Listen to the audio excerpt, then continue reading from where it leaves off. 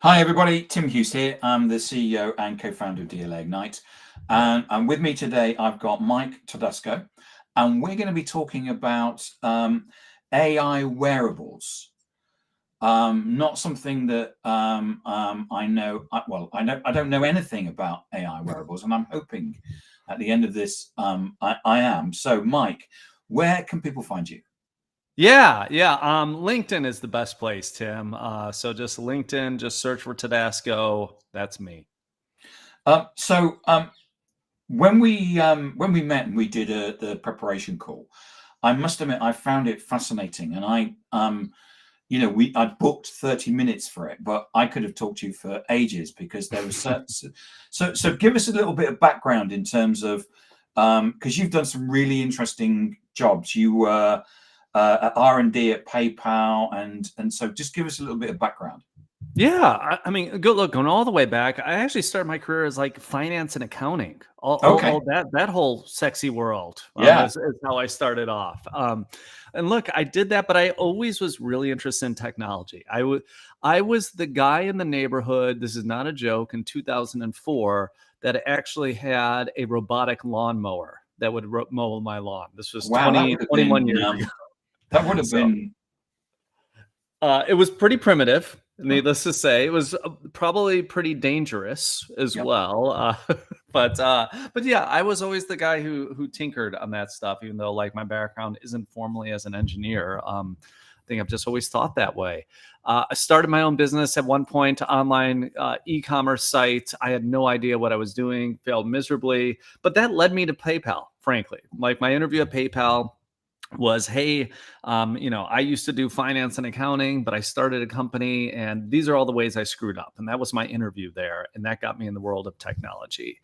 And at PayPal, it was very fun because the first product I got to work on was a competitor to the Square reader. So if folks are familiar with like Square, iZettle, these, little readers that go into your phone to make payments. That was a really novel thing in 2011 when I started. And Right. frankly, PayPal missed the boat on that.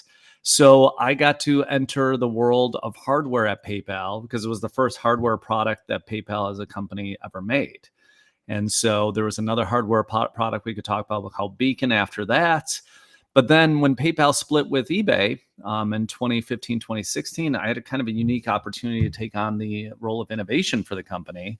And at that time, I sort of got all the leftovers, which meant I got to play with augmented reality glasses and all this other kind of stuff and all these fun things that we got to do in our lab to just kind of see and explore. And a lot of them were, related to hardware or hardware adjacent. And now we're at a point where the AI has finally caught up to the hardware, and we're entering a world where we're going to start seeing, I hope we're entering a world where we're going to start seeing completely different form factors. Because I will say, and I say this all the time, Tim, this phone here that I'm holding up, if you would have said like 20 years ago that this is the ultimate form factor, that a device that people are just this glass slab, I've been like, that's insane. Like, why is this the right form factor for that? Why is it we should be communicating in that world? And so hopefully we're going to evolve past that. Yeah, I have a mate who, in the days of Nokia phones, Mm-hmm. he was a friend of his. Basically, said there's this new BlackBerry thing, Yeah. and you're going to better do your email on the go. And he said, Yeah. why would I want to do my email on the go? I can use my desktop to do that. So he Yeah. didn't invest.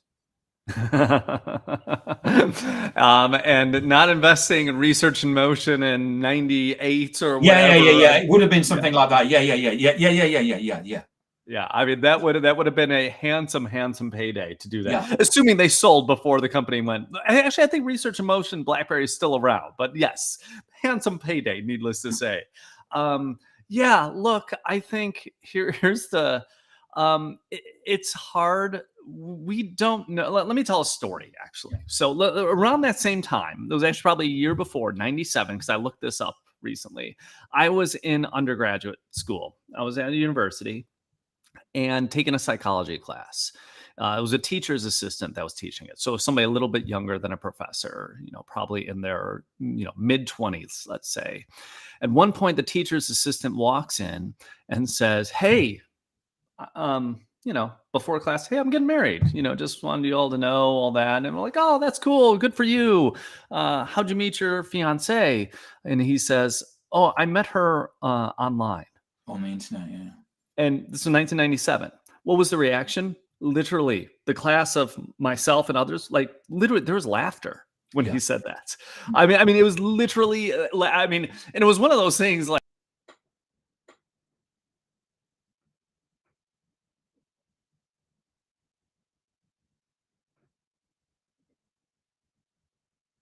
I think I might have lost you, Mike.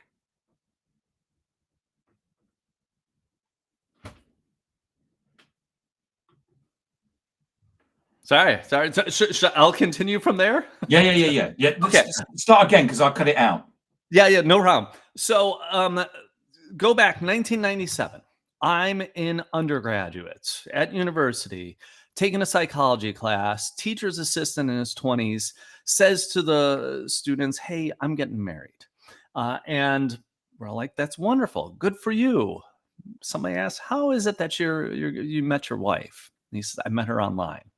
What's the reaction from the class? It was laughter, just like pure laughter. Like meeting somebody that you're marrying on the internet is the most ridiculous, most pathetic thing we could have possibly imagined in 1997. And like, look, this wasn't even a question. It was just like nobody does that. Fast forward today, what is it? A third, 30% of people, 30%, something like that. Yeah. I mean, like everybody does it. Nobody thinks twice. Nobody laughs when you say that anymore. The world changes. The world evolves. But like even, we were a bunch of fairly tech savvy kids in that class. Even for us, it would have been like, well, no one does that. Like, why would you do that? So like thinking of, why would I need a phone to do this? Why would I need this? It's with certain technologies, especially in the world of, computers and other tech and so forth, like you almost have to rely on the visionaries, the Steve Jobs, the Jensen Huangs and all that to paint the vision, because the customers don't always know what they truly want because they don't know what will be possible. And that's an important point. Yeah. What they will want in the future. So fast forward to today. Yeah. I mean, when we met last, you were talking about, so you're using a ring, aren't you, on your? Oh yeah. I got an Aura ring. I do have that. Yes, I wear that all the time. I love it. I wear it to sleep. It's like a 7-day battery or something crazy like that. The only time I take it off is actually right there, if you could see, when I'm in the sauna.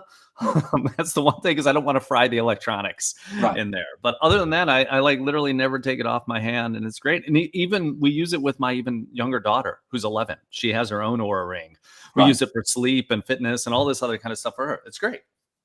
And so where does so I mean, we've now been able to get the electronics down to that level and the battery to, so where how are we going to use that, and how is AI going to impact that?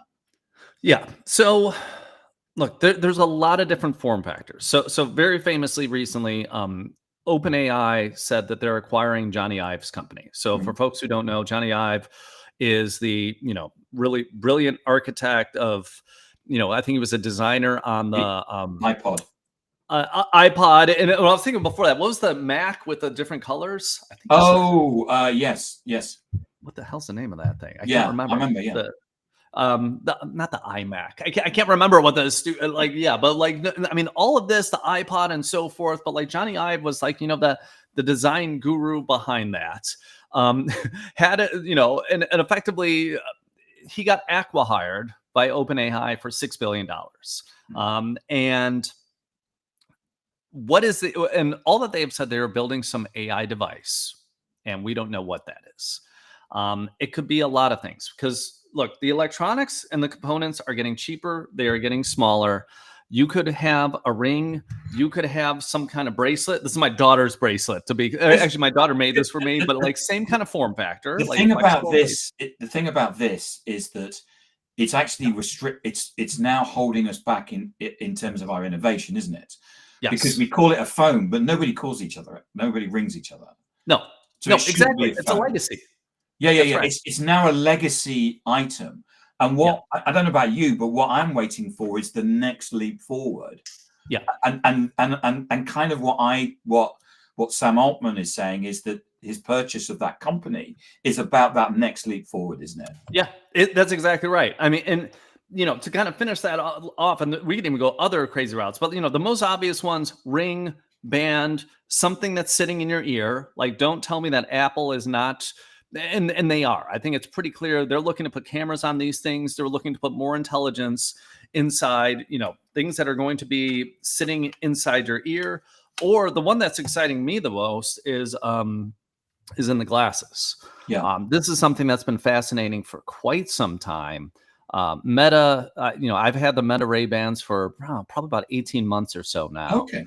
Hmm. And it's phenomenal. And for folks who don't have it, who haven't used it or anything, it looks and feels like a regular set of glasses. You Yeah. wear them on your head.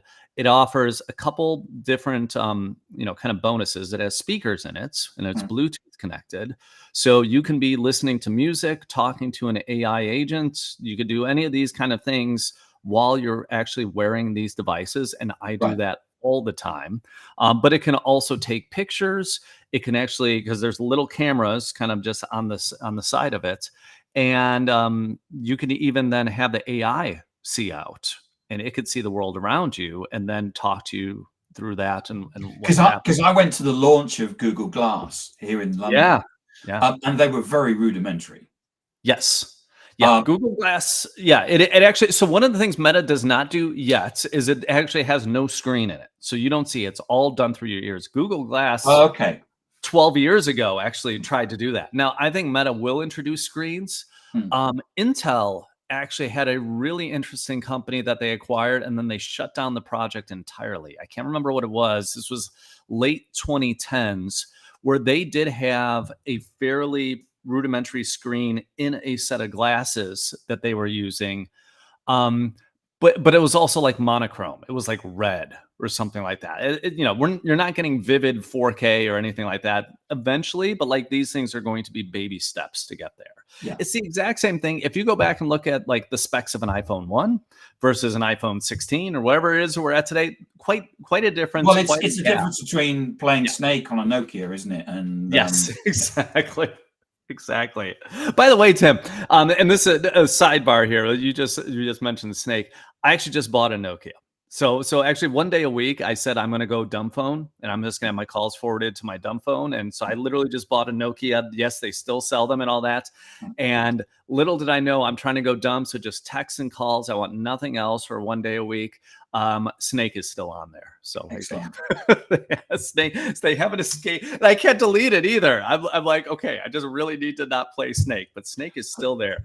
I mean, that's interesting that you're actually going to a dumb phone, and we're having a conversation about that. Yeah. And so, where do you see this going? Look, I think so, and this is one of the reasons why I'm going to dumb phone too, because I want to have more control over myself, even of my thoughts, and I don't want the agents, frankly, constantly bombarding me with messages or whatever it might be. Like there's a if anybody has seen the Tom Cruise movie Minority Report, Yeah, there's a very famous scene where Tom Cruise is kind of walking through the mall, and this is all of iris tracking back in the day, or that's the future that they were painting. It's like tracking his irises. So he's walking through a shopping mall, and there's advertisements on the side that are customized to him, and so he's hearing this again and again. He's getting bombarded with this over and over again, and in 2002 when that movie came out, like, oh God, that's awful. That ain't too far from the world we're in today. I mean, again, it's a different form factor. You're just getting bombarded in a different way from that, but like that is it. And I want to just make sure I have the kind of the power and the wherewithal to turn this off whenever I want to turn this off. Hence, having a dumb phone option at all times. But where do I think this is going? Look, and I've been saying this for 10 years, so my timing is totally off on that. If you would have asked me 10 years ago, are we using smartphones that look like this in 2025? I probably would have said no. So like, I couldn't have been more wrong with that prediction. We still are today. At some point in the future, though, we are going to have better devices. I mean, there are things. There's so many interesting things out there. There are actually things like I remember there's a wrist thing. I'm kind of holding up my wrist here with a fake band, and I have it. Where actually just based on like finger movements, it's measuring like what is happening in your wrist. Because I don't know if you could actually see that there, but like when you move your fingers, you will actually see like movements in your wrist as associated with that. It's measuring those pulses. And at one point I was able to work a PC that way. I forgot the name of the product of that, but it was about 10 years ago this thing came out. I know Facebook is working on similar products to that. Like there are different form factors. There are many different form factors that are going to come out. I think what you are going to see in the next 3 to 4 years is that it's going to be throwing spaghetti at the wall. You're just going to like basically just kind of throw it out there. There's going to be a whole bunch of different experiments. Apple has a huge Vision Pro that didn't work. Like as much, crap they got from that, I give the company credit for trying something new and just putting it out there. Yeah. I mean, it's okay to fail with these products, and companies are going to fail. But I mean, if you think about the music, we had the Walkman, and then the Discman, and then Laserdisc, and VHS, and Betamax, and I kind of think that we're going to go through that, where you're going to end up buying tech, and then it's going to go in a drawer because in 2 years later, no one's going to use it. Exactly. My drawer is going to become a cabinet. Yeah. Is exactly what you're saying. And I think there's a lot of truth to that. The type of look, if I were really to place a long-term bet of, 2050, what does this look like? I would probably say it's like a pair of glasses or something like that. It's something that is, because the other thing is we have to do something that's socially acceptable. I remember being at PayPal the time Google Glass came out, and there was one person on campus that wore Google glasses like to meetings and things like that. And it was awkward. It was weird. Like, and this is coming from me, the guy with the robot lawnmower, saying it was awkward and weird. Like, we care about these types of cues as human beings. We used to make fun of people all the time for having Bluetooth headsets in their ears. But again, now that has become socially acceptable. So this will evolve. There's something about your sending a signal of attractiveness and, ability to procreate and so forth to, others who are around you that is very primal to us. And I think fashion and I think things like that are going to matter, which is why I truly do believe like the glasses concept can work. The problem right now is it can't work as a standalone, and it's not even close, because you basically have to have a puck in your pockets that is doing all the central processing, that is doing all the hard work, that is then just wirelessly communicating. That it's puck latency. For most people today is your smartphone. Yeah, I remember seeing a presentation from Facebook where they said the big issue was the latency.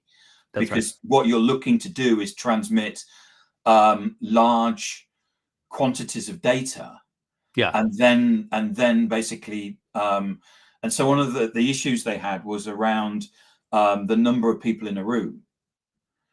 Because what it would do is if you were in a room with 200 people, it was basically taking, and it just couldn't work out the differences. So yes, it was. Yeah, I mean, there is, so, there's the concept of, like, people have heard of 5G and, edge computing and stuff like that, where like you don't necessarily have to do this on servers. So it doesn't have to go all the way back to Menlo Park. Yeah. Even though it's traveling at the speed of light, that's going to take milliseconds, and milliseconds are precious when you want an answer to this. You might be able to do that in a room, off a cell tower, off of some other type of technology. There are ways to do that edge computing potentially. They'll work to get that down. But right now, like to me, it's just the processing power. It's the processing power and it's the battery. If you wanted, so my Facebook glasses, if I'm doing nothing, I think last like 6 hours or something like that today. Seems about that long.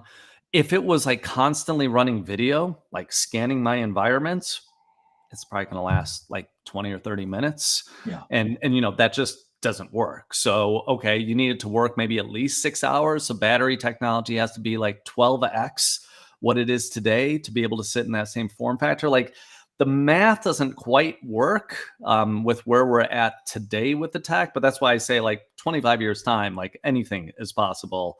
But I think that is something that is at least convenient, something that we can all be comfortable with, is to like having. Well, I mean, in the week that Facebook basically launched the fact that they're going to have a data center, which is going to be the size of Manhattan and is going to be powered by a nuclear power station.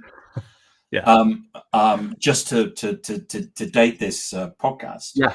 It gives you some idea of the if we're going to have something in a pair of glasses because there's one thing about using your ring to collect data. The other is what are we going to do with the data, and what is AI going to do with the data? Are we going to constantly getting, you need to be, I'm trying to think what intelligent thing it could say, because already if you've got a Fitbit buzz and tell you to stand up and walk around, won't it? Yeah.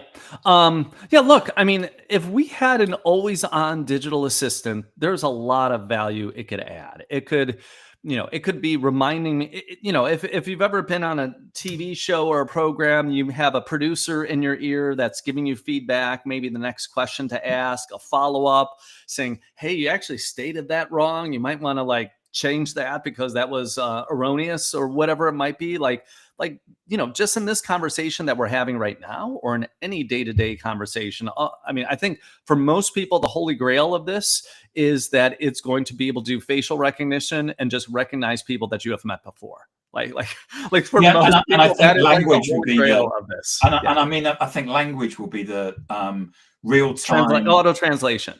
Yeah, real-time translation. So we can go on holiday and we can order a beer. Without knowing how to say dos beer por favor, and something like that. Yeah. I mean, and we're really close to that right now. I mean, for anybody who has traveled to a foreign country that doesn't speak their native tongue, Google Translate gets you really darn close today. There are some demos that OpenAI, Facebook, and others have done using their voice assistants that can do this, almost real time. It's a little bit janky still, but like to be able to do that, and this is Facebook's hope, right? Facebook hopes that every single person they missed out on Android and iOS. Yep. And, this was like, in many ways, Mark Zuckerberg for the last 20 years, I feel, has been trying to catch up on that, because like the fact that they don't have the operating system has left so much on the table. Now, if they have glasses, that becomes the operating system. Yep. The vision that any of these want is that, like, okay, we're the de facto standard. You got 8 billion people who are wearing our glasses. I mean, they own like 10% of Luxottica now, the biggest glasses maker in the world. I believe Facebook does. Like, they're definitely, this is a key part of their longer term strategy, and to have that operating system would be huge. And they're going to just say like, okay, now we can all talk to each other. It doesn't matter if you're speaking Polish on one side and you're speaking, Portuguese on the other side. It's just going to be fluid conversations that's bringing us all together. I mean, I'm sure that literally blind or any accessibility impact. Not just about language. Absolutely. I mean, you could have a set of glasses with a screen or something like that. So I could be speaking to somebody and it could be signing in ASL or whatever type of sign language you are familiar with in the screen. So they could be seeing that as it translates that. Like absolutely. Like net, like this is really exciting to do that. Like, I mean, I think there are so many positive use cases to come from that. But like there's also a ton of money to be doing this, to make the next form factor. And that's why we're seeing all these chances that these companies are taking. Mike, thank you so much for coming on and talking about AI wearables. Fascinating discussion. I remember I put something in my calendar to rewatch this in 5 years' time and see how right we were. See if any of this is right. I walk down memory lane, yes. Yeah, 25 years from now, watch it again as well. It'll be one of those things where they go, have you seen this video? Mike, where can people find you? LinkedIn, Tim, is the best place for people. Just Mike Todasco on LinkedIn. Just shoot me a DM or anything like that. I'm always happy to chat about this or anything else with folks. Okay, Mike, thanks